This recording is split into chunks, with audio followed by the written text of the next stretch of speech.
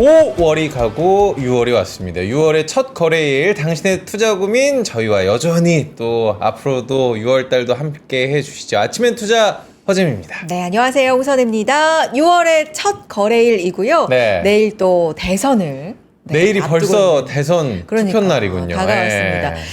그 시장 코스피는 강보합권, 코스닥은 0.5%대 상승 유지해주고 있는 상황입니다. 오늘 오랜만에 뵙는 얼굴 이혁진 차장님과 함께할 예정이니까 여러분 네. 어디 가지 마시고 시장 전략 함께하셨으면 좋겠고요. 저희 그 전에 좀 드릴 말씀이 있죠? 그 전에 드릴 네. 말씀, 저희 또 새로운 선물 보따리들을 좀 풀어놓고. 어떤 말씀입니까? 준비된 멘트가 다 진짜? 끝났는데 라는 생각을 했는데 네. 저희가 또 진짜 전국으로 열심히 뛰어다닙니다. 맞아요, 진짜. 지금까지 계속 여러분과 함께 뭐 서울 세미나부터 대구, 저희가 평촌까지 이야기를 좀 드렸는데 이번에는 어디로 가는지 배너부터 올려주시죠. 공개를 한번 해보도록 하겠습니다. 세미나 안내를 좀 해드리겠습니다. 자, 구미로 네. 갑니다. 네, 대구에서 구미로 바로 멀죠. 옆으로 또 네. 넘어갔습니다. 자, 구미에서는요, 저희 2차전지 기업, 산업, 이슈와 전망, 집중 분석을 하는 시간 준비를 해봤습니다. 와, 세 분이나 준비를 하고 계십니다. NH투자증권 박지훈 부장님, 이현주 부장님, 그리고 밸류파인더 이충원 대표님까지 함께 하시는데요. 날짜 확인하시죠. 6월 18일 수요일입니다. 오후 3시부터 5시까지 진행이 되고요. 장소는 NH투자증권 구미 상공회의소에서 준비를 하고 있습니다. 뭐 2차 전지 말 안 해도 많은 분들께서 뭐 걱정 있는 분들도 계시고 네. 이게 혹시나 기회일까 하신 분들도 물론 있을 수 있죠. 2차 전지에 대한 모든 내용 세 분께서 자세하게 준비해 주신다고 하니까 자, 실시간 댓글 링크 저희가 남겨두겠습니다. 네. 꼭 신청을 많이 해주시고요. 또 하나 세미나 선물. 또 구미로 보따리. 갔는데 그러니까. 이번에는 나 수도권인데 어떻게 하시는 분들을 위해서 일산으로 일산. 네. 가보도록 하겠습니다. 야, 저는 여기다가 별표 3개 짝짝 신정부 출범 이후에 하반기에는 내 주식 투자 포트폴리오 어떻게 구성을 해야 될지 고민 아마 많으실 것 같거든요. 저희 엔투의 이혁진 차장님 그리고 구혜영 차장님께서 함께 준비를 하고 계십니다. 주식뿐만 아니라 채권 투자 전략도 함께 이야기를 준비하고 계시거든요. 맞습니다. 앞서서 이제 날짜가 좀 같은데 하시는 분들 있을 텐데 맞아요. 같은 날짜예요. 구미 날짜와 여기 지금 일산 날짜가 같거든요. 네. 그러니까 그쪽 가까우신 분들은 구미 쪽으로 또 수도권 여기 가봐야겠다. 또 이쪽으로 야, 신청을 이혁진이냐, 해주시면 박지훈이냐. 그러니까 네. 어느 쪽 다 알찬 얘기 들으실 수 있을 것 같고요. 네. 6월 18일 수요일 오후 3시부터 오후 5시까지입니다. 신정부 출범 이후 하반기 유망 종목 전략, 채권 투자 전략 전반적으로 실전 투자 중심으로 들어보실 수 있는 기회가 되겠습니다. 네. 역시 실시간 댓글에 링크 통해서 신청해 주시고요. 제가 들은 얘기로는 현장 분위기가 그렇게 좋대요. 아, 그래요? 누구한테 정말- 들었어요, 그 얘기를? 이제 오늘 나와 오늘 나오시는 분. 진짜 열기가 뜨겁고 네. 정말 귀 기울여 들으시고 분위기가 진짜 좋다고 하니까 여러분 많이 참여해 주시고 또 현장에서 방송에서는 할 수 없는 얘기가 있을 수 그렇죠. 있으니까 네. 많이 들어보셨으면 좋겠습니다. 방송에서 사실 네. 뭐 개별 기업 얘기 좀 진하게 하기가 좀 힘들거든요. 그런데 오프라인에서는 편안하게 또 질문들도 열심히 또 답변도 그러니까요. 해주실 예정이니까 여러분들 꼭 관심 가져주시고요.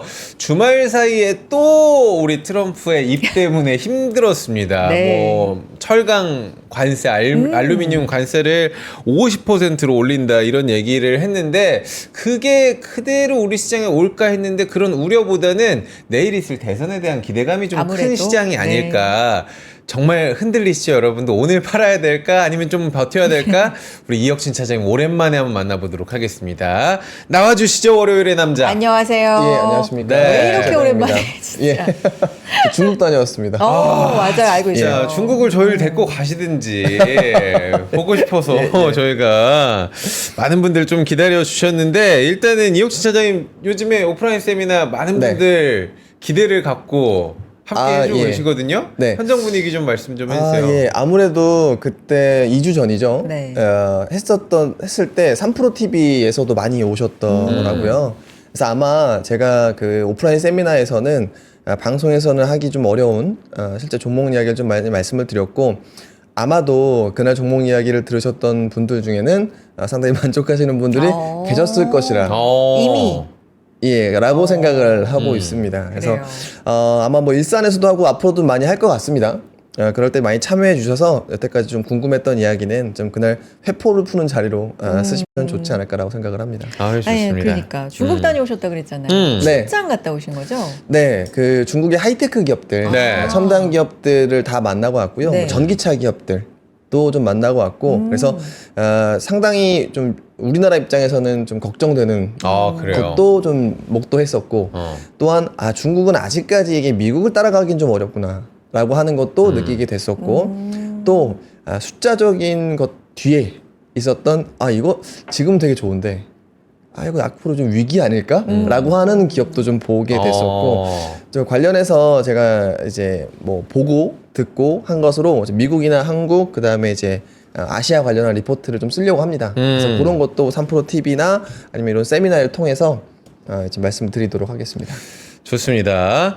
6월에 첫 거래일, 저희도 6월에 첫 방송이기 때문에 6월에 어떤 자료로 또 이야기를 준비를 하셨을지 제목부터 한번 살펴보도록 하겠습니다. 6월의 리포트 제목은 6월 매매 전략, 유동성 장세 준비입니다. 아니 근데 지난번에 왜 죽을 사 5월은 네. 5 뭐 오. 이렇게 네. 해줬던 게 거의 이제 맞았잖아요. 그러니까요. 사실. 네. 그래서 예. 이제 리포트도 기대가 되고 뭐 제목도 네. 기대가 되는데 예. 약간 그동안에 우리가 봤던 제목치고는 살짝 일반적이다 이런 생각이 들긴 그렇습니다. 하는데 근데 어. 이 준비가 어. 그냥 준비가 아닌 것 같더라고요. 그렇죠. 네. 6월에 될 거다라고 하는 거죠. 그래서 준비가 아, 된다라고 하는 거죠. 준비. 그러니까. 야. 그래서 저는 준비도 하고 6월엔 유동성 장세가 올 가능성이 높다라고 하는 것들을 좀 이제 함축적으로 좀 만들어서 이게 또 매월 4월은 워낙에 힘을 줘야 되는 달이었습니다. 5월도 좀 그랬었고, 자 6월에는 아마 뭐 주말 동안 안 좋은 뉴스가 나왔었죠. 그렇죠. 네, 근데 제가 봤을 때는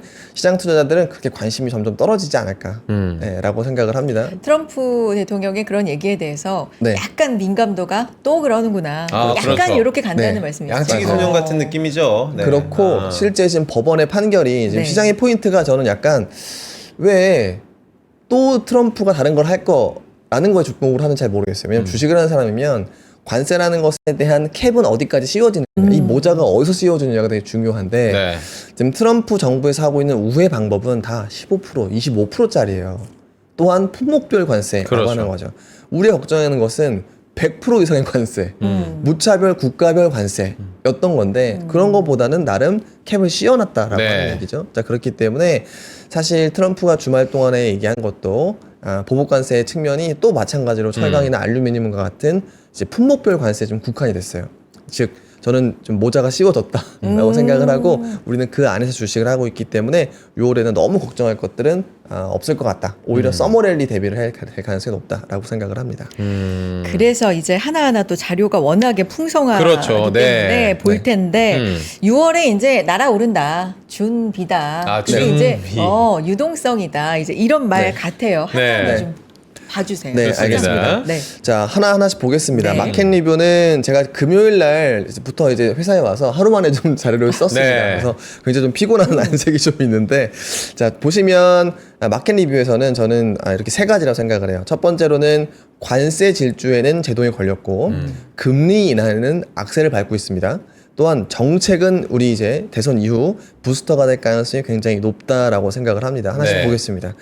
자, 지금 판결문을 먼저 읽어봐야 될 것 같습니다. 미국의 관세가 왜 제동이 걸렸는지에 대한 부분들인데 보면 국제 비상경제 헌법, 지금 이거를 미국 정부가 트럼프가 인용해서 썼는데 이것은 전 세계 국가 대상의 일방적인 관세부과 권한을 부여하지는 않는다라고 이야기를 했어요. 또한 외국과 무역을 규제할 수 있는 권리 자체는 의회에 있고 대통령의 경제 보호 권한보다 우선한다라고 하는 거예요. 즉 대통령이 내가 대통령 권한으로 다른 나라에 무차별적인 관세를 하겠다라는 것은 아예 안 되는 것이고요. 네.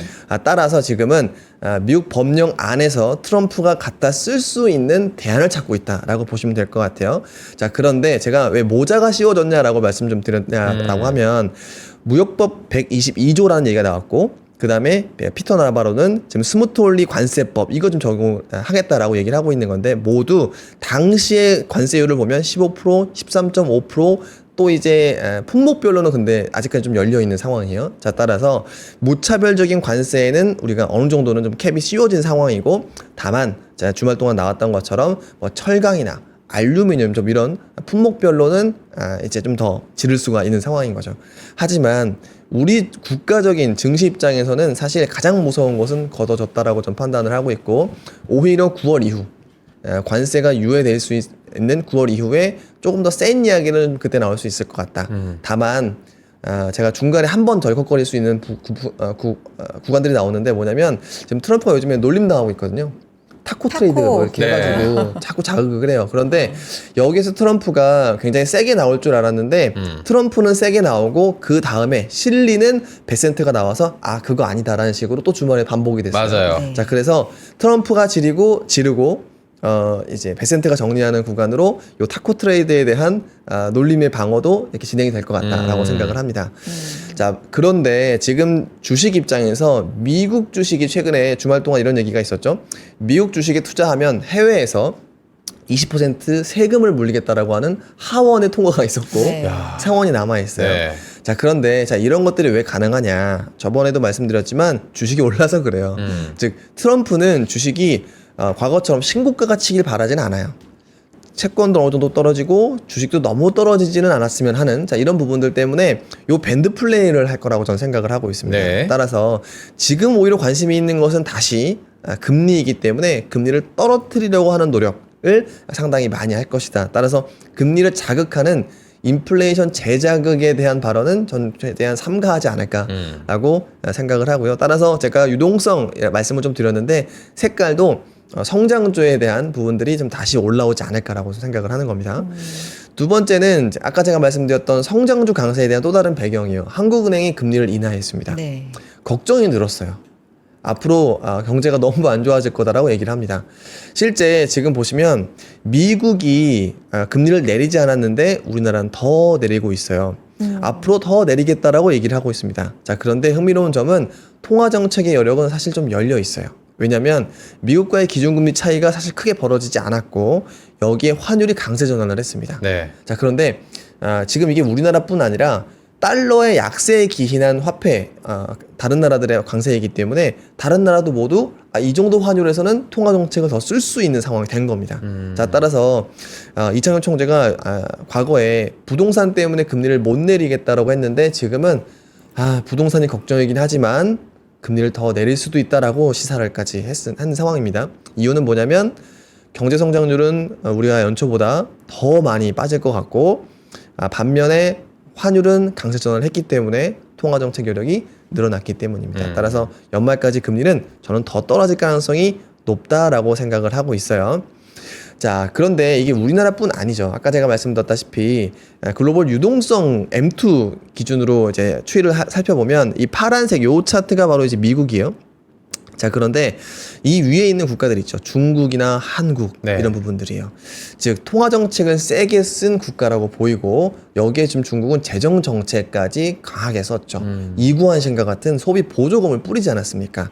자, 근데 여기에 굉장히 매파적으로 나왔었던 유럽조차도 24년도 말로 가면서 올라가기 시작했어요. 네. 저는 독일이나 여러 유럽 국가들의 재정 정책이 단행이 되는 내년 정도가 되면 미국을 초월해서 이렇게 올라오지 않을까 생각을 합니다. 즉 이 말은 뭐냐면 주식에 있어서 미국을 조금은 더 선호할 수 있는 것은 압도적인 기술력이나 뭐 실적이겠죠. 하지만 유동성을 기준이라고 하면 중국이나 한국 그리고 유럽 즉 비미국 지역에서의 주식 투자가 성행할 거다라고 하는 것이 제가 6월 이후에 보는 한 가지 좀 시선이다라고 봐주시면 좋을 것 같아요.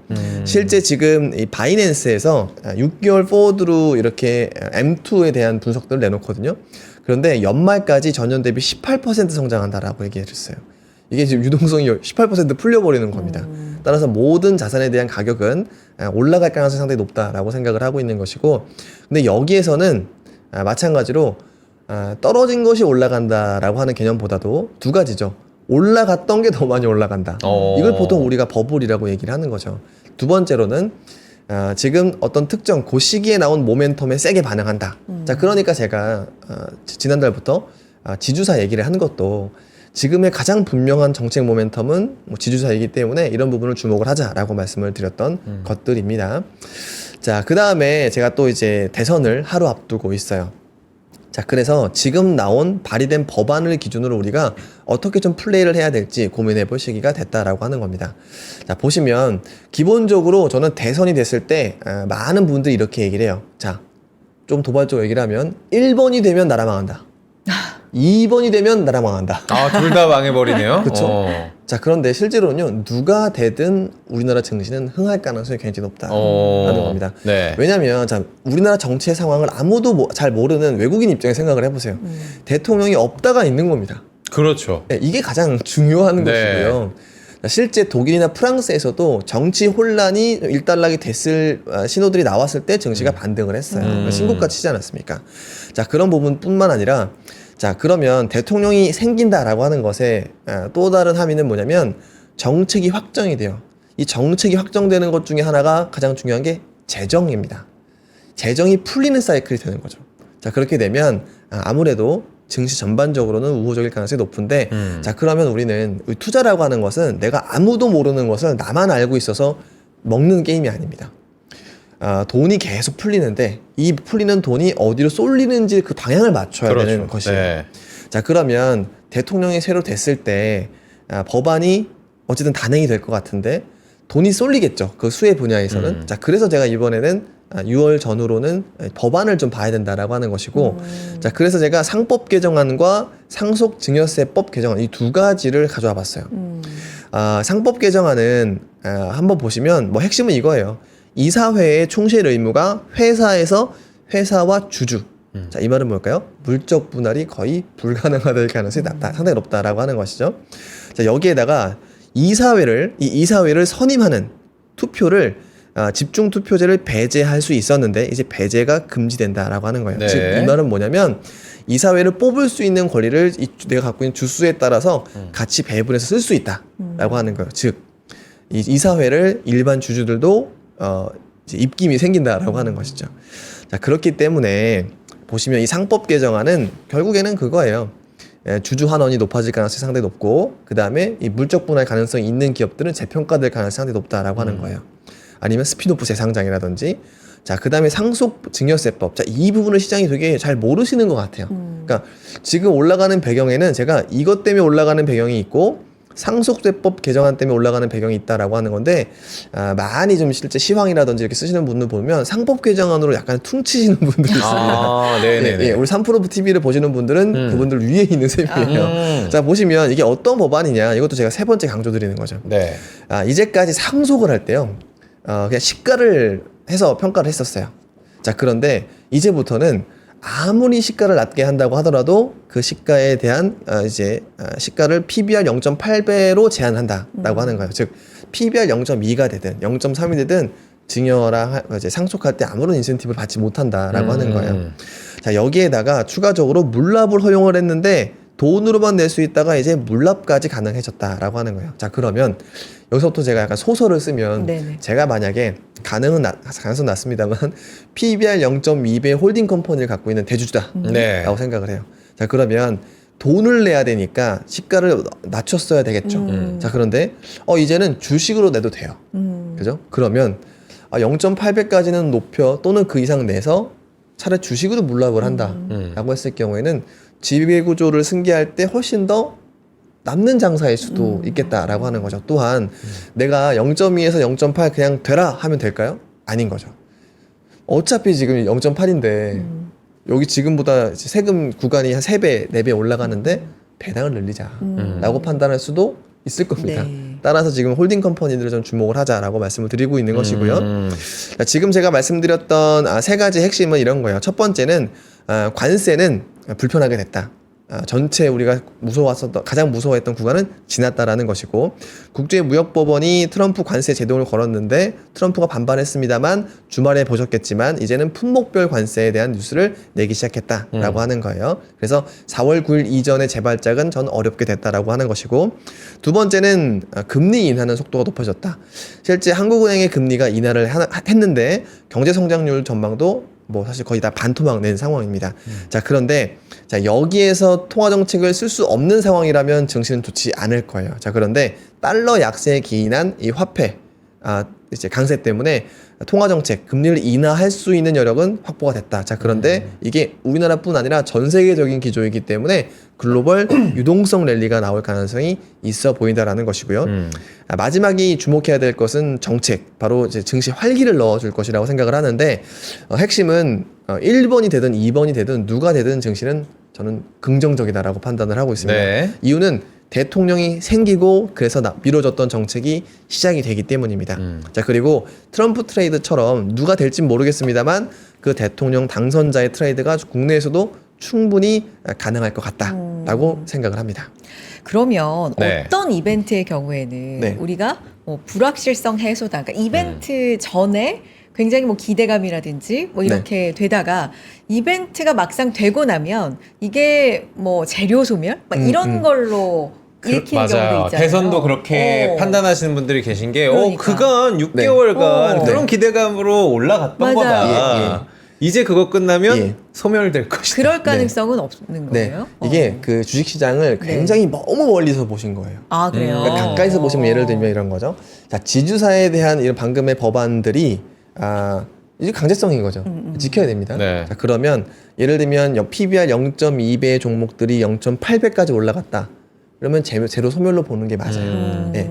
사실 저는 지주사라든지 저평가 종목 투자하기를 꺼려합니다. 이유는 뭐냐면 저평가 종목을 팔아야 되는 시기가 언제냐면 저평가가 아닐 때잖아요. 그렇죠. 그러니까 무한정 올라갈 수 없는 캡이 씌워진 종목이라고 생각을 합니다.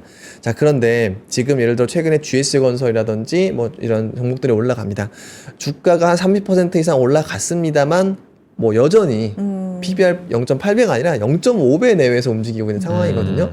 자, 그런데 여기에서 아직까지 나오지 않은 재료라고 한다면 기업들의 행동이에요.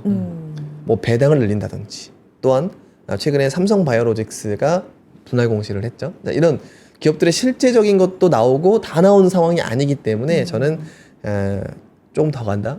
좀 더 간다. 라고 생각을 합니다. 이거 같은 경우는 실제로 기대감만이 아니라 네. 실행이 되고 뭐 네. 기업들의 액션도 좀 나오고 이것까지도 조금 더 지켜볼 필요가 있다는 맞아요. 입장이시네요. 그리고 우리나라의 대주주 분들께서 뭐 이거는 뭐 저희끼리 얘기입니다만 어디 가서 말씀하지 마세요. 어디 가서 얘기하시면 안 네. 됩니다. 전 재산이 주식인 분들이 꽤 많아요. 전 재산이. 네. 그래서 전 재산이 주식이다 보니까 이거를 그러니까 세금 낼 돈이 딱히 없었던 거죠. 사실 삼성그룹도 비슷한 거 아니겠습니까? 그러니까 그랬는데 지금은 예를 들어 이런 상황이 된다라고 하면 그래 물납도 가능해지고 배당도 늘려서 그냥 인플로 인마이 포켓 타고 자, 이런 가능성이 충분히 있다라는 거예요. 예를 들면 한화그룹 같은 경우에도 지금 보시면 한화 홀딩 컴퍼니로 승계를 하려고 하는 거 아니라 그 위에 있는 자녀들의 지분 회사로 승계를 하려고 했는데 이게 딱 떨어져 버렸잖아요. 재편해야 됩니다. 재편. 그래서 이런 부분들이 좀 있기 때문에 저는 다 그룹사들이 이거는 증시가 움직이는 게 아니라 이제 실제 기업들이 움직여야만 하는 시기가 됐다. 네, 그렇기 때문에 그냥 어떤 심리적인 모멘텀 그 이상에 넘어가 있다라고 저는 생각을 하고 있습니다. 저희가 오늘 5월에 대한 뭐 리뷰도 하는 시간이기 때문에 사실 5월 하면은 저는 굉장히 많은 방송에서 네. 세린메이를 네. 이야기하실 거라고 생각을 했는데 예. 매년 그랬으니까. 이번에는 세린메이를 제가 많이 안 들어본 것 같아요. 맞아요. 네, 그래서 이게 세린 준으로 가나? 세린 줄라이로 가나? 네. 어떻게 판단을 해야 될까요? 저는 그렇게 생각을 안 하는데 뭐냐면 사실 세린메이를 통계를 내보잖아요. 네. 그러니까 유의미한 통계는 잘 없어요. 자, 그런데 여름에는 좀 빠지는 경우들이 있습니다. 근데 그 빠지는 경우가 8월, 9월 이때쯤이에요. 근데 이제 8월이 빠지는 이유와 9월이 빠지는 이유가 좀 달라요. 네. 9월은 우리나라의 양도세 때문에 미리 파시는 분들이 시작되는 것이 9월, 12월이고 자, 그런데 8월에는 뭐냐면 전 세계 증시가 거래량이 줄어요. 휴가? 네.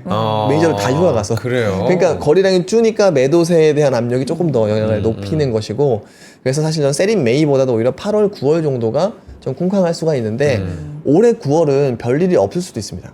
이유는 뭐냐면 금투세가 폐지가 돼버렸어요. 네. 그래서 50억 이상으로 가야 팔아야 되는 것이기 때문에 정말 뭐 그렇게 크지 않은데 문제는 또 50억 이상을 주식을 갖고 있는 분들이 갖고 있는 주식 삼성전자, SK하이닉스 이런 종목이 전혀 오르지 않았어요. 자, 그렇기 때문에 전세 우리나라 증시에 이러한 패닉셀 나올 수 있는 것들은 또 이제 딱히 없을 것 같다. 올해만큼은. 네. 예, 올해만큼은 좀 별로 없을 것 같다.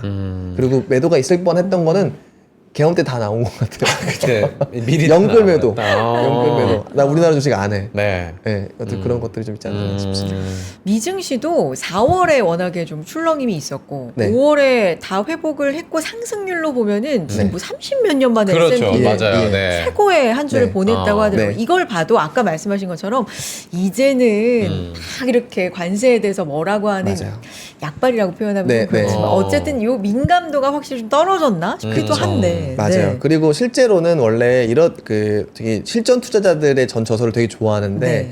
이런 얘기를 통계적으로 이런 얘기를 하시는 분들이 많습니다. 그러니까 4월에서 이제 11월, 4월은 주식을 하고 5월과 10월에는 피하면 네.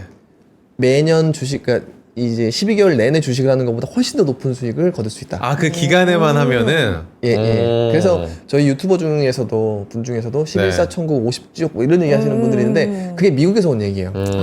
예. 근데 실제로 통계적으로 사실 유의미하기도 해요. 네. 근데 뭐 아이러니하게도 뭐 매니저들의 휴가 아. 그리고 연말 랠리 이런 것들이 다 약간 그런 그렇죠. 부분들을 좀 반영을 하고 있는 거죠. 그런데 올해는 특이한 해죠. 왜냐하면 다 연초 지난해 연말에 우리나라의 계엄 미국의 관세 때문에 그거를 다 11사 구간에 악재를 다 반영을 하는 아. 상황이에요. 그러니까 제가 50 이제 이때 당시에는 좀 다를 수 있을 가능성이 높다라고 하는 거죠. 그리고 통상 대선이 끝난 시기에 증시가 좋거든요. 네. 그럼 원래 통상적으로 올해 한 이제 3년 차 진입이기 때문에 재미없었어요. 우리 정신은. 근데 이거 좀 어떻게 표현해야 될지 모르겠는데 증시 부양을 대선이 생겨버렸잖아요. 특수 이벤트로 해버렸네요. 자, 그런 부분들이 좀 우리만의 또- 있다. 네. 라고 말씀드립니다. 알겠습니다. 좋습니다. 저희 여기서 1부 마무리하고 광고 듣고 와서 업종별로 조금 더 딥하게 들어가 보는 순서 들어가 보도록 하겠습니다. 어디 가지 마시고요. 광고 듣고 오겠습니다. 광고 타임.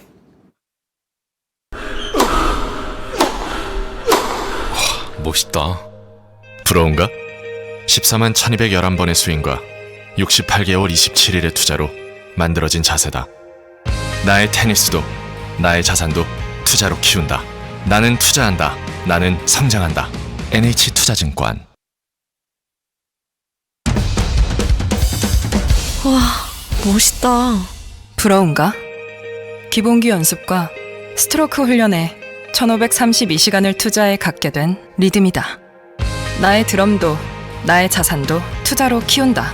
나는 투자한다. 나는 성장한다. NH투자증권. 네, 아침엔 투자 함께하고 계십니다. 월요일의 남자 이혁진 차장님께서 오랜만에 돌아오셔서 네. 이제 다시 또 월요일 책임져 주실 건데 코스피 코스닥 지금 상승폭 조금씩 또 넓혀갑니다. 좋아요. 네, 코스피가 0.28%, 코스닥 0.75% 빨간불 켜주고 있는 상황이고요. 오늘 전반적인 주제는 6월 유동성 준비. 준비. 네, 그게 주제인데 유동성 얘기해 주셨잖아요, 차장님. 네. 그러니까 돈이 이제 풀린다라는 네. 건데 돈을 언제 그러면 이렇게 축소를 했을까? 유동성을 이제 걷어들이기 시작했을까 생각해 보면 물가 때문이었지 않습니까? 맞습니다. 간단하게 생각하면 네. 이거를 그러면 다시 푼다? 그럴 시점인가? 그만큼 세계 경기는 안 좋다는 건가? 뭐 네. 미국에서는 SLR이라 그래서 뭐 국채, 네. 미국의 네. 뭐 완화 얘기도 나오는데 전반적으로 어떻게 봐야 될지 모르겠어요. 경제는 안 좋습니다. 경제는 안 좋은 이거는 거죠. 제가 매년 어. 얘기를 하는 거죠. 네. 우리가 생각하는 것보다 더 안 좋습니다. 자, 이게 진짜 문제 우리나라 뭐냐면 전 그래서 주식시장을 좋게 봅니다. 참 아이러니한 얘기죠. 네. 자, 뭐냐면 우리나라의 소비 성향 자체가 줄었어요. 그 10년 동안. 네. 네. 자, 이게 통계가 나왔어요. 60대가 아니라 20, 30대도 소비 성향이 줄었어요. 소비 성향이 준다는 거 안 산다는 거. 가처분 소득에서 아. 돈을 쓰는 비율이 네. 60대 기준으로는 70을 쓰다가 이제 67 이렇게 됩니다. 자, 근데 문제는 20, 30대까지 줄어버렸어요. 자, 왜 그럴까? 유동성은 우리 10년 전 대비로는 금리는 떨어졌고 유동성은 풀렸잖아요. 이 많은 돈들이 대출을 훨씬 많이 늘려서 집을 사거나 아, 투자를 하거나 아하. 이게 사실 부동산이 제일 크죠. 그렇죠. 네, 즉 저는 아까 말씀드렸죠. 유동성이 풀리는데 이게 어디로 향할 것인가? 우리나라는 압도적으로 다 부동산. 100이 아니죠. 대출까지 받아서 하니까 100이 아니라 150이 다 부동산으로 가버리는 야, 거예요. 그렇죠. 자, 그런데 제가 이번에 대선 아마도 이제 나중에 분석이 필요하겠지만 이번 대선 주자분들도 모두 주식을 얘기를 해요. 왜 그러냐? 미국은 수십 년 전에 했고 일본은 3년 전에 했던 정책들이 있어요. 네. 자, 뭐냐면 이 일본의 밸류업이라고 하는 것도 우리나라 자기네 나라의 자산이 너무 부동산에 쏠려 있으니까 아하. 금융 자산화 해라라고 해서 어. 이제 뭐 우리나라 작년에 했었던 밸류업처럼 한 거예요. 네. 자, 근데 미국은 지금 순자산이 압도적으로 다 주식에 있다 보니까 소비까지도 주식이 떨어지면 같이 떨어지고 올라가면 같이 올라가는 상황이 돼버린 네. 거죠. 근데 우리나라는 원래 부동산이 부의 효과를 잘 일으키는 자산이긴 맞습니다. 그리고 대출 중에서도 가장 건전한 대출이에요. 근데 문제는 지난해, 지지난해 보면 부동산이 엄청나게 많이 올라왔죠. 소비는 떨어졌죠. 네. 그러니까 통상적으로 우리가 생각했었던 부의 효과를 내지 못하는 자산이 되어 버린 거예요. 이제는 이제 뭐 영끌이고 이런 중요한 게 아니라, 그러니까 이제는 이 자산이 올라도 소비가 늘어나지 않는 거라는 것을 1년 반 동안 확인을 한 겁니다. 자, 그러면 이제 바꿔야죠. 주식이든 뭐 코인이든 그거 중요한 건 아닙니다만 바꿔야죠. 네. 네, 자, 그런 부분들이 저는 올해 시작이 될 거라고 생각을 하고, 즉 유동성은 원래 풀렸고요. 이게 부동산으로 갔던 건데 대선을 기점으로 주식으로 이렇게 좀 머니무브를 하려고 하는 모습들이 보이지 않을까라고 하는 거죠. 그래서 저는 그런 상황이라면 성장주가 올라갈 거죠. 오늘 같은 경우에도 코스닥이 좀 많이 올라가죠. 네. 바이오주들이 세게 움직이고 있습니다. 그리고 또 하나는 이제까지 우리가 너무 우리 스스로 평가절하했던 것들이 많아요. 가장 대표적으로 저는 불닭볶음면은 사례를 항상 말씀을 드리는데 네. 네. 저게 되겠어?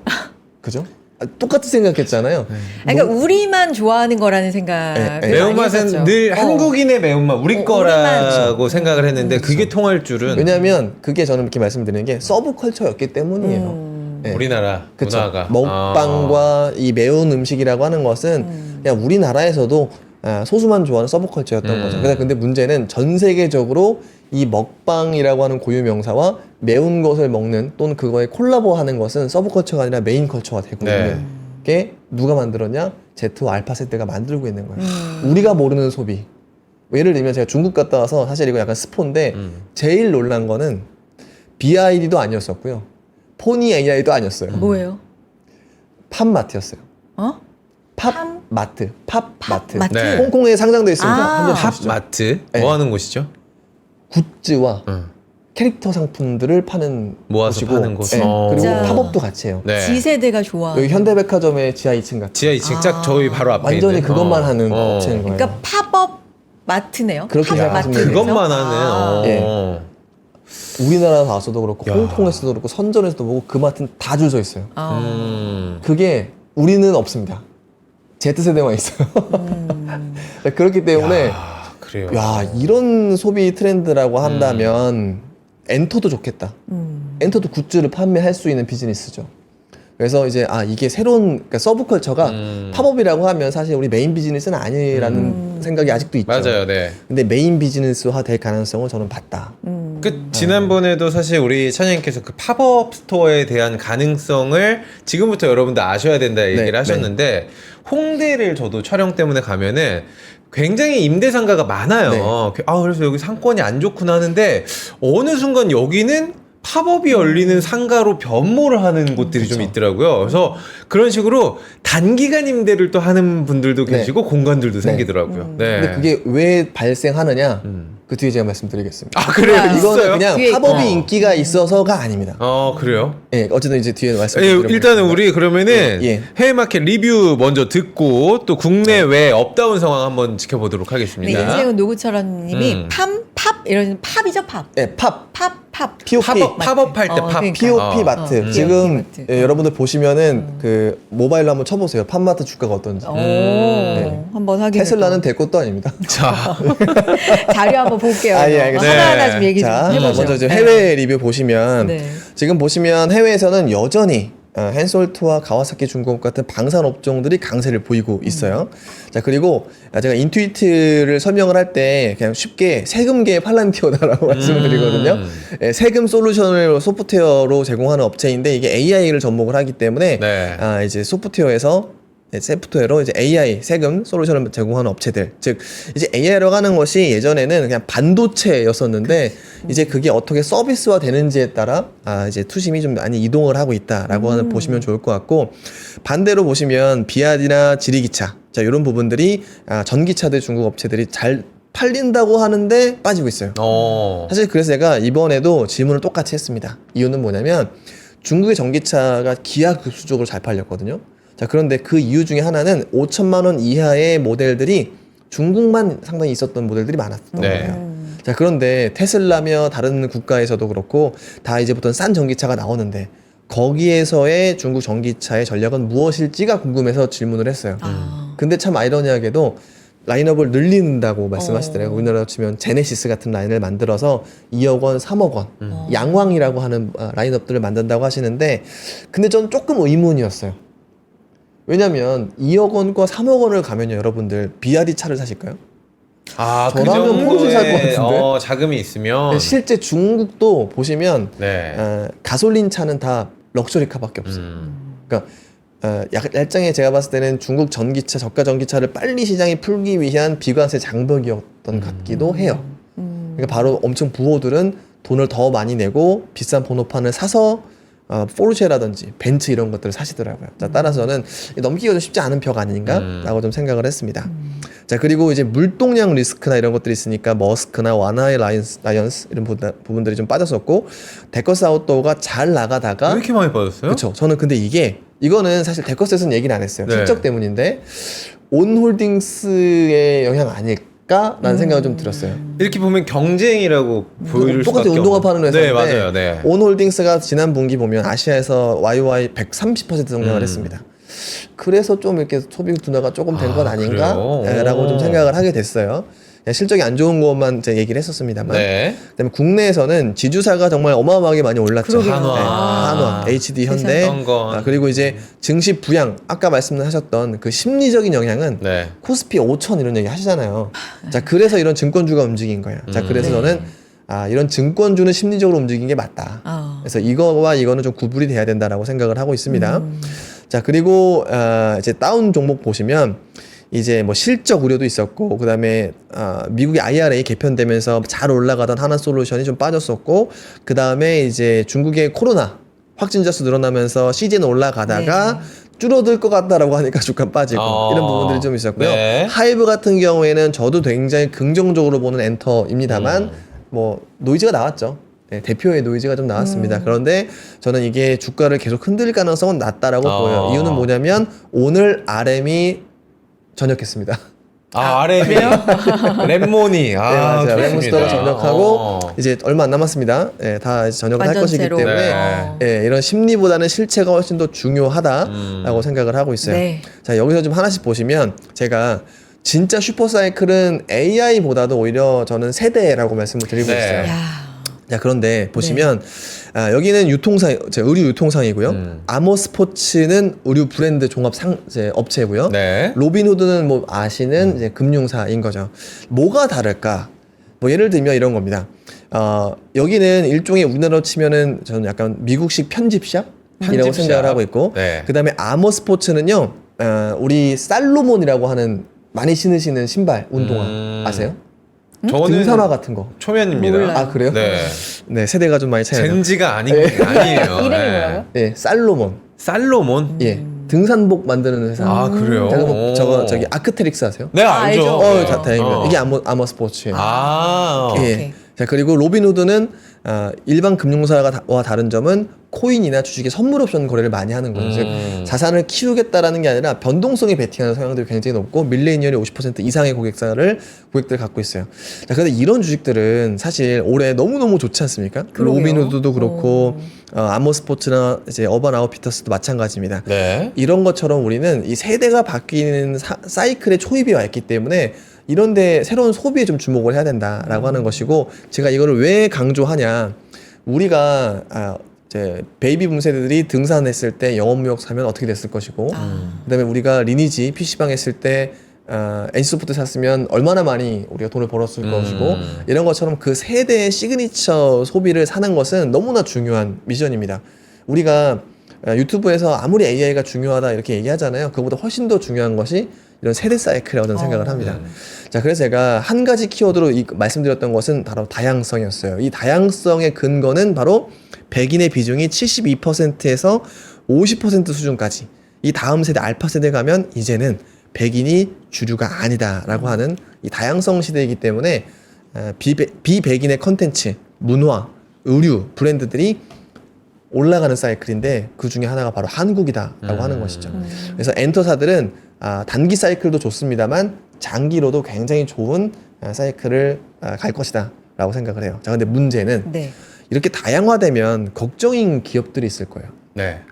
대표적으로 나이키죠. 아. 네, 왜냐하면 다양성이 아니라 천편일률적인 수혜를 받았기 때문에인 거죠. 우리가 어렸을 때는 나이키 하나만 해도 쟤 나이키 야, 신발 신었네. 그렇죠. 예. 근데 만약에 돈 있는 분들은 예를 들어 내가 런닝 크루에 가입하려고 해요. 올 나이키. 올 나이키. 그렇죠. 어. 심지어 뭐 맞아요. 아대 이런 것까지 네. 다 나이키를 했었죠. 골프도 잘 치시는 분들 보면 모자부터 맞아요. 끝까지 나이키. 심지어 골프. 핸드폰에 나이키 네. 앱을 깔아요. 어. 그랬던 시절이 있었죠. 자, 그래요. 그런데 지금은 완전히 바뀌었기 때문에 나이키 주가가 너무 좋지 않아요. 그래서 네. 자, 그러면 제가 아까 이 팝업샵이라고 하는 것에 대한 또 다른 잘 되는 이유는 뭐냐면 이런 나이키는 앞으로 어떻게 해야 될까요? 나이키 앞으로 뭐 뭔가 해야 되잖아요. 그래서 실제 마케터들 다 잘렸어요. 근데 이제 그럼 나이키는 어떻게 해야 될까? 방법은 제가 봤을 때 하나밖에 없어요. 하나밖에 뭐예요? 없다. 콜라보레이션밖에 없어요. 콜라보레. 저번에도 막 이제 뭐 약간 뭐 잘 나가는 분들하고 콜라보를 콜라보. 하고. 무조건 해야 돼요. 어. 근데 이제는 원래는 이런 거죠. 커가는 브랜드가 가장 큰 브랜드랑 콜라보하는 것이 과거의 사이클이었다라고 네. 하면 이제는 생존을 위해서 루이비통, 구찌, 나이키 뭐 이런 실제 또한 전 이런 생각도 해요. 위스키 같은 브랜드들. 그러니까 주 고객이 중국인이거나 주 고객이 베이비 부머이거나 하는 국가 이제 브랜드들은 엄청 위기죠. 내 브랜드가 너무 올드해졌잖아요. 네. 영거 피플들한테 계속 해야 되는데 넘어갈 방법이 없어요. 네. 콜라보밖에 없습니다. 자, 그래서 여기 보시면 자, 나이키의 행동을 한번 보시죠. 네. 레고랑 콜라보를 하고 있습니다. 레고랑요. 그쵸. 네. 이 아이들한테 레고와 나이키를 이렇게 섞어가지고 신발을 내기 시작했어요. 오. 이건 원래 아디다스는 했었어요. 나이키는 안 했었거든요. 자, 이런 것처럼 자, 이런 부분들이 좀 있고 또 하나가 자, 여기서 제가 댓글창 예전에 본 적이 있었는데 옷 좋아하시고 신발 좋아하시는 분들은 이 웍스아웃이라고 하는 기업을 많이 들어보셨을 거예요. 근데 이 웍스아웃이 일종의 서브컬처에서는 1등입니다. 근데 어쨌든 간에 불닭볶음면처럼 서브컬처였어요. 네. 자, 근데 나이키가 이번에 여기 보시면 이 웍스아웃이랑 콜라보해서 운동화까지 만들고 있습니다. 오. 왜 그럴까요? 대안이 없기 때문입니다. 네. 자, 그래서 저는 자, 이거는 사실 저는 되게 이런 두 가지는 역사적인 사건이라고 저는 생각을 해요. 자, 그런데 이 나이키가 이것들을 어떤 로컬에서 파는 게 아니라 이제는 전 세계에 팔겠대요. 즉 나이키는 이제 원래 제품들은 원래 제품대로 내고 그 다음에 이렇게 콜라보를 통해서 자기 이미지 쇄신 그리고 리미티드 제품을 통해서 크림이라든지 이런 쪽으로 리셀까지 되는 자, 이런 유통 구조를 짜려고 하기 때문에 저는 제2의 온러닝이 우리나라에서도 얼마든지 나올 수 있다라고 말씀을 드립니다. 그러니까 저런 콜라보가 생존 맞아요. 발버둥이라는 거죠. 그쵸. 누가? 나이키가. 나이키가. 누가? 앞으로 제가 약간 예언하건데 1년 안에 루이비통도 정말 말도 안 되는 우리나라 기업이랑 제가 할 것 같아요. 왜냐면 방법이 없기 때문이에요. 왜냐면 중국 업체, 중국인들이 이제 럭셔리를 안 사요. 갑자기 아크테릭스로 향해가고 파타고니아로 가고 있거든요. 그러면 LVMH가 갑자기 등산복을 만들 수는 없는 노릇이에요. 네. 그럼 어떻게 해야 될까? 등산복이랑 콜라보해서 뭔가 다른 유통체인을 뚫어야 되는 것이 생존의 방법이다라고 하는 것이고 그래서 한국의 여러 가지 의류라든지 뭐 여러 가지 화장품이라든지 네. 이런 브랜드들이 갑작스럽게 삼양식품처럼 월드 클래스화 될 가능성이 굉장히 높다라고 하는 거예요. 자, 그래서 제가 자주 말씀드렸던 것이 이커머스는 위기다라고 말씀을 드렸잖아요. 네. 그런 얘기 하셨어요. 그쵸? 맞아요. 그런데 브랜드 같은 경우는 AI가 넘어올 수 없는 영역이에요. 새로 만들어낼 수는 없죠. 자, 그렇기 때문에 자, 이런 새로운 이제 제2의 온러닝을 여러분들께서 찾아라라고 하는 것이고 자, 그 다음 주 본이 바로 이제 젠지 다음에 G 주사예요. 네, 자료 보시면 주사. 제가 왜 그런 얘기를 했냐면 네. 실제 4월에 제일 많이 올라갔던 것은 한국조선해양이랑 현대미포였어요. 네. 예. 자, 죄송합니다. 현대중공업. 현대중공업. 네. 자, 그런데 지금 5월이 되니까 제일 많이 올라간 게 어디냐면 HD 현대. HD 현대. 와. 자, 우리나라 올해 가장 대장 그룹은 삼성도 아니고요. 사실 저는 하나도 아니라고 생각해요. 현대. 올해는 저는 HD 현대. 그래요. 예, 그냥 모든 종목이 다 올라가 버렸어요. 자, 그런데 자, 여기에서 지금 HD 현대 그룹주 중에서 HD 현대 지주사의 주가 수익률이 되게 높았고 아까 제가 하나는 아닌 네네. 것 같다고 말씀드렸지만 한화에서도 한화 지주사가 제일 많이 올라갔어요. 그래서 이런 흐름을 우리는 좀 알고 있어야 된다라고 하는 것이고, 자, 그래서 지난 오프라인 세미나에서는 조금 더 자세히 말씀을 좀 드렸습니다만 결국에는 이 표로 설명이 가능하다. 대주주의 나이가 많고 PBR이 0.5배 이하인 그룹주 중에서 자, 이렇게 정말 크게 이제 대대손손 장수하시는 분들 같은 경우에는 위기가 아니겠습니다만 나머지는 다 뭔가 지금 당장 네. 해야 되는 상황이지 않을까라고 하는 것이고, 실제 한화랑 GS건설 뭐 다 많이 올랐어요. 근데 올라왔어도 여기서 PBR 뭐 0.1배, 1.5배 정도만 확대가 되는 것이지 아직까지 한참 멀었다라는 겁니다. 물론 이제 PBR 0.8까지 가진 않겠죠. 네, 그거는 이제 저평가의 매력이 떨어진 거니까. 다만 0.5배 1차 0.5배 수준까지는 목표치를 향해 한번 가보자. 예, 라고 좀 생각을 하는 겁니다. 뭐 이제 네. 정리를 해보면 첫 네. 번째는 글로벌 업앤다운에서는 전 세계적으로 방산업종의 강세는 유지가 되고 있다라고 하는 것이고요. 또한 지금 AI에서 가장 핵심적인 변화는 반도체에서 이런 인투이트 같은 기업들이 올라가기 시작했다라고 하는 것이고, 우리나라에서는 지주사와 증권주 강세가 되고 있는데 원래 좋아할 만한 사이클에서 정책 때문에 이런 온기가 확산이 되고 있다라는 거예요. 거래가 늘고 온기가 확산이 되면 이 증시는요 쉽게 꺾이지가 않습니다. 자, 그리고 제가 제일 중요하게 생각하는 슈퍼 사이클 중에 하나가 바로 Z세대 사이클인데 네. 자, 글로벌 사이클은 이미 시작이 됐다라는 겁니다.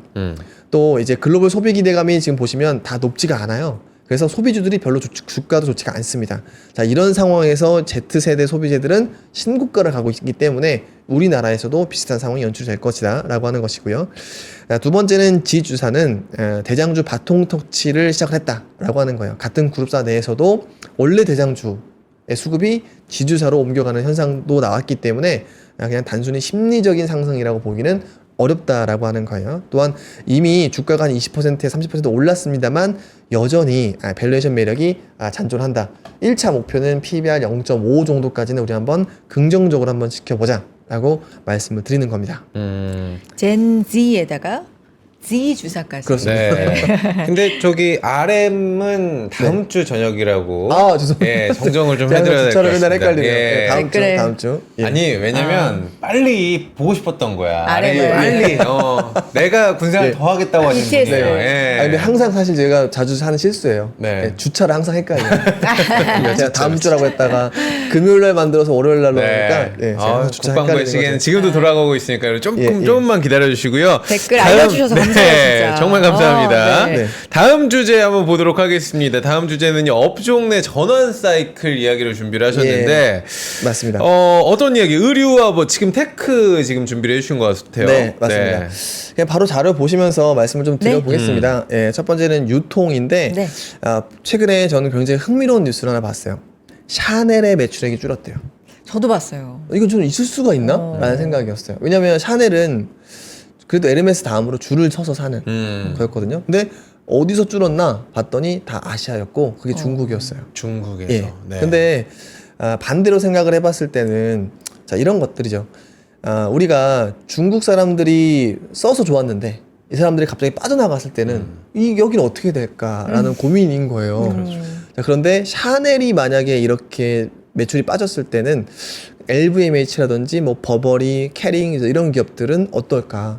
사실 저는 위기라고 생각을 하고 어찌 보면 정말 한 10년의 사이클이 이제 제 세대가 바뀌면서 좀 다운그레이드 되는 것 아닌가?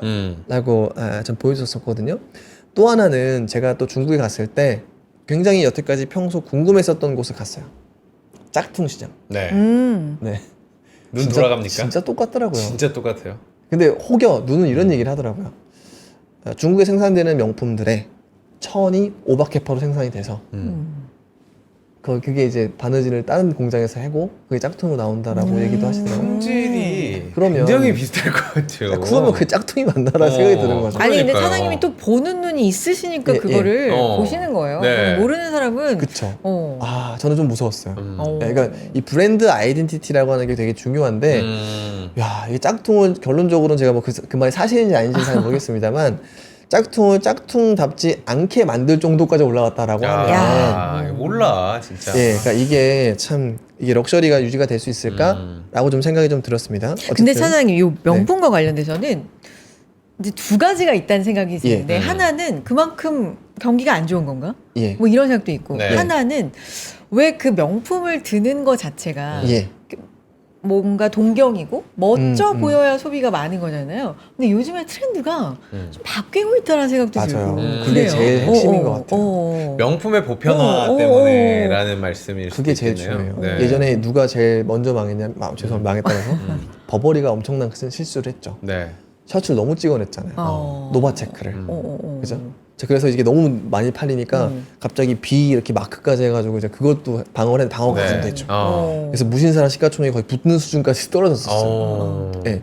이게 바로 말씀하시는 명품이 어떤 브랜드라고 하겠습니다. 브랜드에 대한 아이덴티티가 많이 소진이 돼버리면 회복하는데 너무 많은 시간이 필요하고 그 다음에 보여준 게 구찌였죠. 네. 예, G 로고 박힌 추리닝을 중국인들한테 엄청나게 파니까 맞아. 제일 먼저 다운그레이드가 된 게 바로 구찌였었고 근데 문제는 저는 팬데믹 때 명품 기업들이 이성을 잃었다 생각을 합니다. 이성을. 네, 왜냐면 중국인들이 막 덮어놓고 사주니까. 네.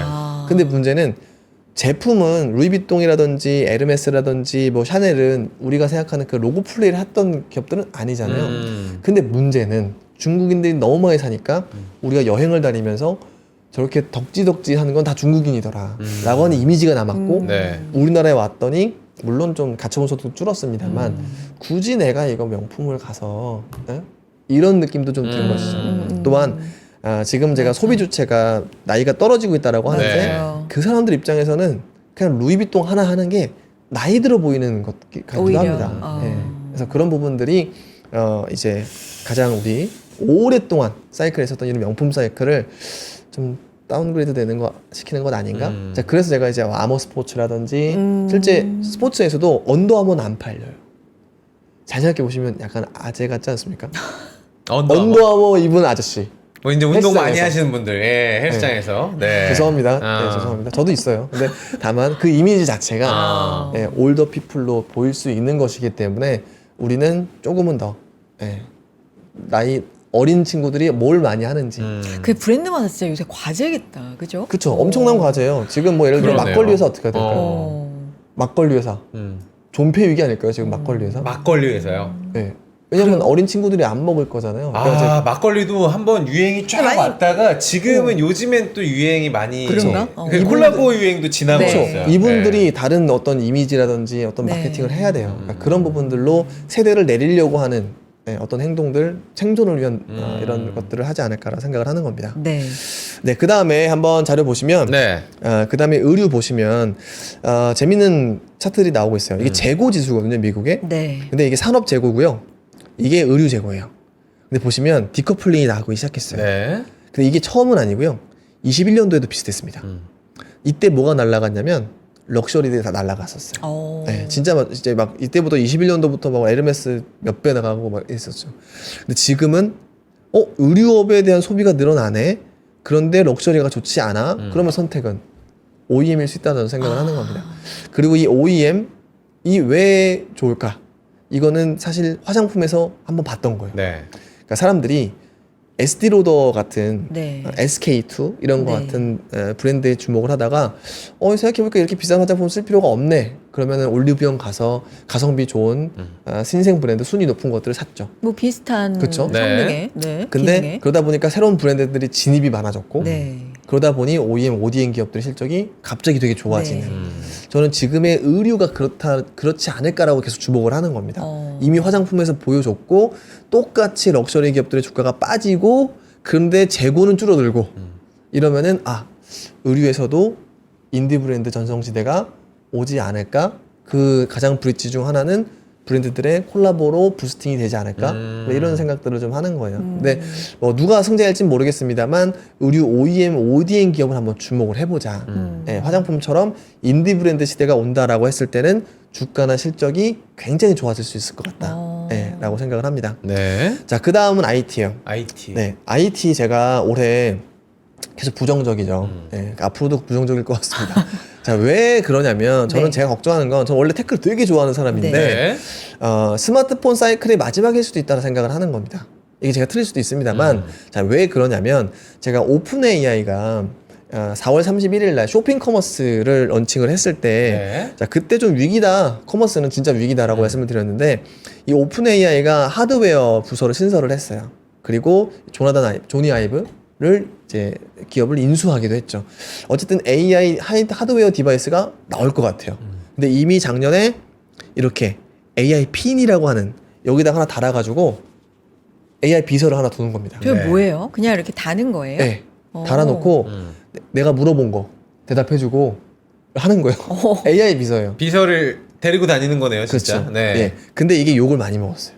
오류가 많고 인식률 떨어진다고 해서. 네. 근데 어쨌든 자 이거를 집어넣고 26년 스펙을 공개해서 27년도 양산을 하겠대요. 네. 자 그런데 이 형태에 대해서 얘기 나오는 것은 아이팟 셔플 얘기를 합니다. 아이팟 셔플 기억하세요? 옛날에 알아요. 우리 요만한 네. 아이팟이잖아요. 예. 기억나요? 이거는 진짜 전 앞으로 궁금해요. 에이팟 요만한 것들을 옷 어딘가에 이렇게 달아놓고 그때 셔플은 LCD 창도 없지 않았나요? 그쵸. 그죠. 네, 없었어요. 맞아. 그냥 정말로 그게 그건 나는 모니터로 뭘 하는 게 아니에요. 이 엄지를 쓰는 시대가 끝날 수도 있다는 겁니다. 그 LLM이 너무 발전을 해서 그냥 말로 뭐 해줘, 알려줘. 그럼 이게 만약에 글라스로 가면 네. 이 글라스 누가 합니까? 구글이랑 하는 거, 젠틀몬스터가 하잖아요.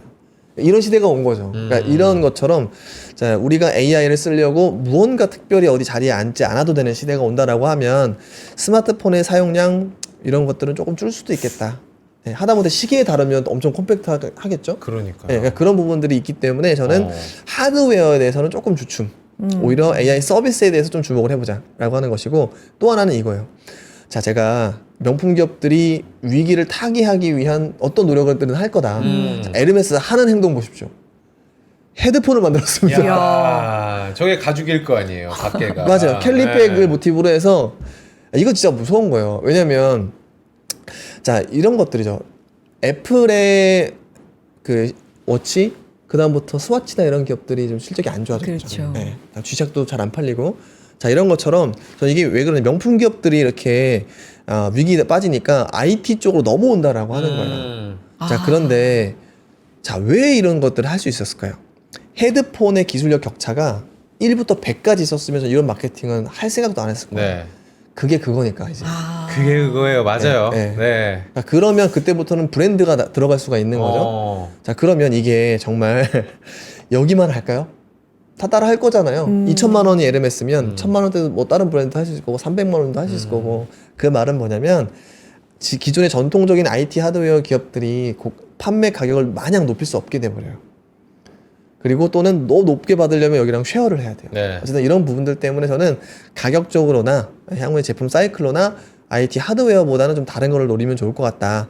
자, 그래서 제가 이제 요거는 삼성전자를 테크로 본다라고 했을 때는 오히려 사람들이 지금 주주환원에 시선을 쏠려 있다라고 하면은 자, 요런 부분들이 조금은 더 관심을 많이 받지 않을까라고 기대를 해보는 겁니다. 자, 그 이유는 세미나를 통해서 말씀을 드리도록 하겠습니다.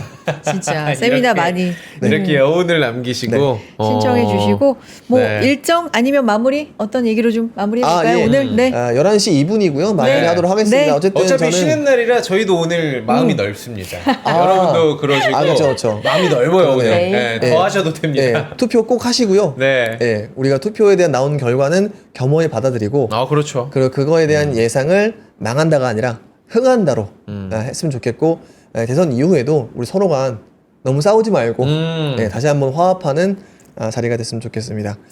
알겠습니다.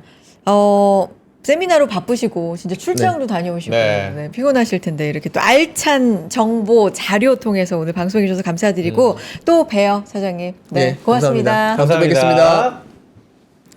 재밌어요. 아유 네. 우리 차장님께서 저도 잘 모르는 젠지 이야기까지 젠지. 지금 전해주시고 그러니까. 내일 또 투표하자고 이렇게 투표 동력까지 함께 해주셔서 너무나도 감사드립니다. 아니 저희 아침엔 투자 이렇게 어떤 분들마다 특성이 있는데 뭐 예를 들면은 우리 쿨지훈 부장님은 네. 종목 얘기 진짜 많이 해주세요. 상담 차트 진짜 많이 보세요. 네, 근데 그렇죠. 이혁진 차장님을 통해서는 뭐 전략도 전략이지만 우리가 트렌드를 알 수 있는. 그러니까 네, 따라가야 진짜. 돼요. 맞아요. 이런 네. 이런 부분들까지 오늘 알아봤고요.